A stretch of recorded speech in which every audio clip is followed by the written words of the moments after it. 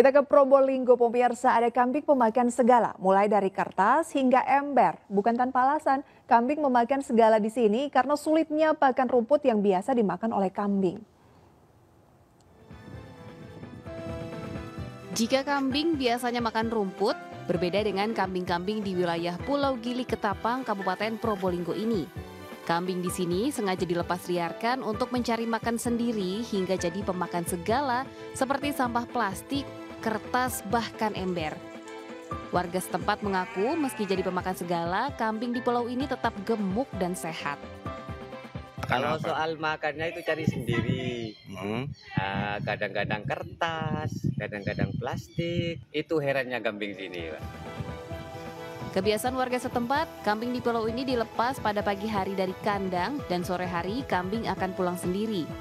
Kambing mencari makan di sekitar permukiman hingga pinggir pantai. Lokasi Pulau Gili yang minim rumput dan hanya ada pepohonan membuat kambing-kambing di sini sulit untuk mencari makan. Warga pun biasanya memberi daun karet atau daun jaran yang ada di Pulau Gili. Dari Probolinggo, Hana Purwadi, iNews melaporkan.